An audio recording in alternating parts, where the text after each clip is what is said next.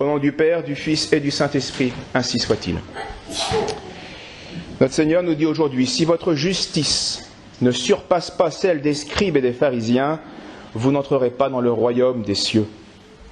Votre justice, c'est-à-dire votre sainteté, parce que la sainteté c'est être juste, c'est faire aux autres ce qui est dû, ce que nous devons.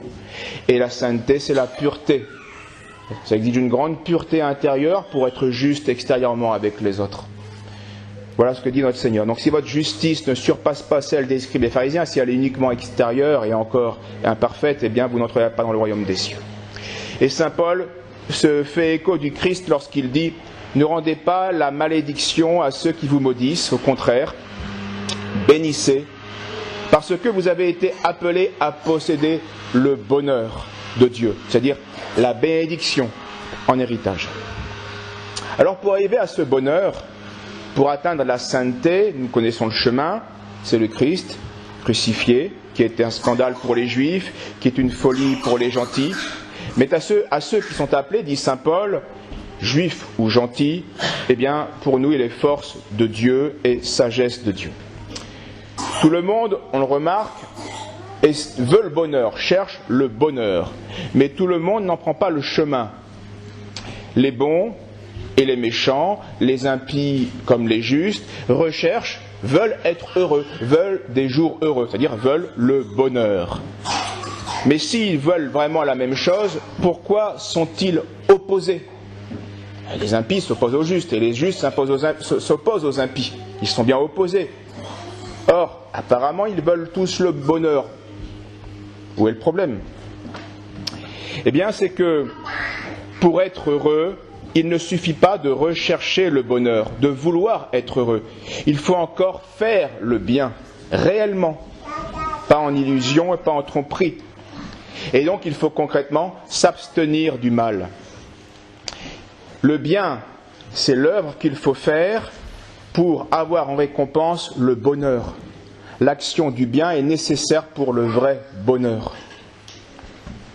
C'est la récompense du bien accompli, le bonheur. Alors si tu cherches le bien et si tu fais le mal, tu n'arriveras jamais au bonheur. Saint Augustin, qui a profondément écrit sur cette question, remarque que les erreurs des hommes par rapport au bonheur, eh bien, se réduisent aux deux grands courants philosophiques de l'Antiquité, bien connus sous le nom de épicuriens, d'Épicure, qui cherchaient la jouissance du corps, et les stoïciens qui cherchaient la force de l'âme. Les uns donc disent que ce sont dans les plaisirs du corps qui peuvent rendre l'homme heureux, et les autres disent que c'est la seule force de caractère, la force de l'âme qui va rendre l'homme heureux.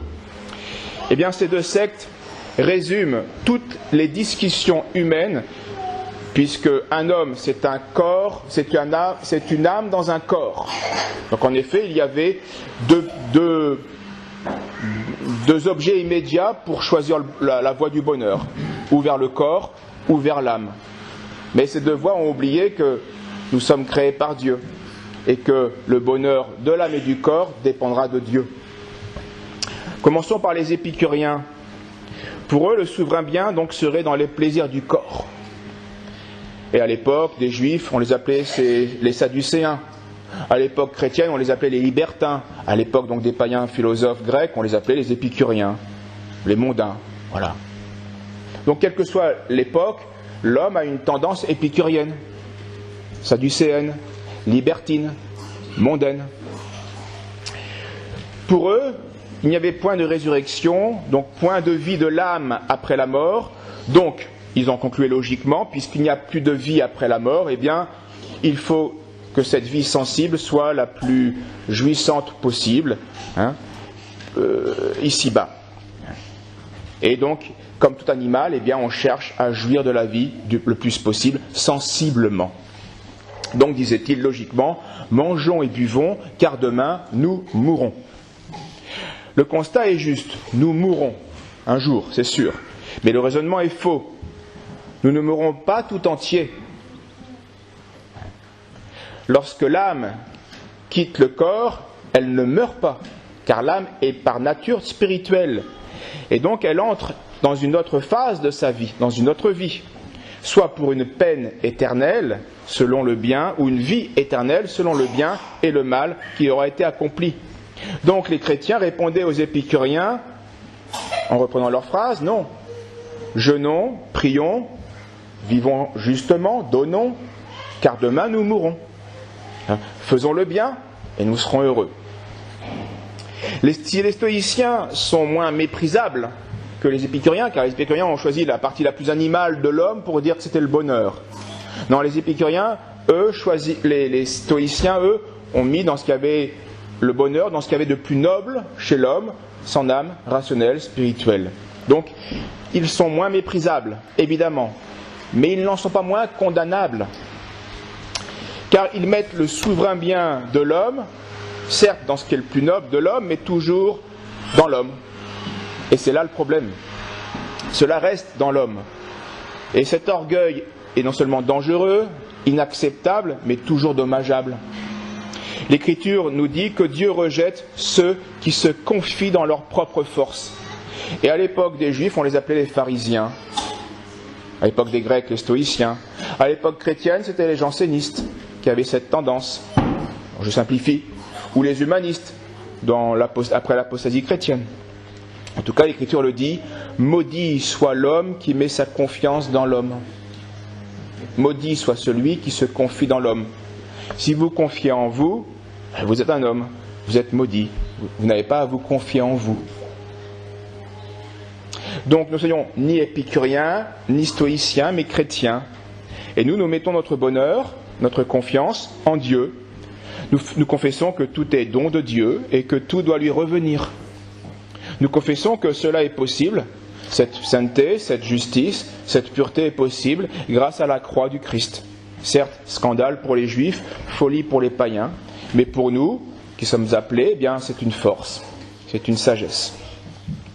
Ceux qui se glorifient sans passer par la croix du Christ, sans participer à son humiliante et douloureuse passion, car nous aurons tous à connaître des aspects douloureux dans la vie, eh bien ne connaissent pas Dieu, ne l'ont pas, je reprends les termes de saint Paul, ne l'ont pas glorifié, ne lui ont pas rendu grâce, mais devenus vains dans leurs pensées et leur cœur sans intelligence, eh bien leur cœur sans intelligence s'est enveloppé de ténèbres, se vantant d'être sages, ils sont devenus fous.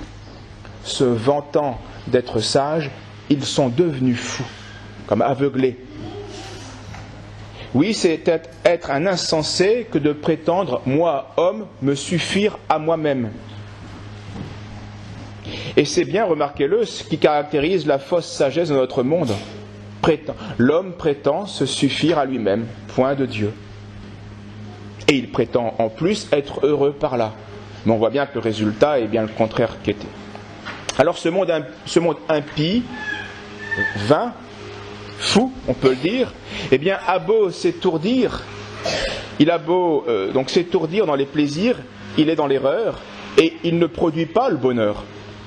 Et il méritera évidemment un supplice éternel, ceux qui ont vécu ainsi, là où le ver qui ronge ne mourra pas, où le feu qui brûle ne s'éteindra pas.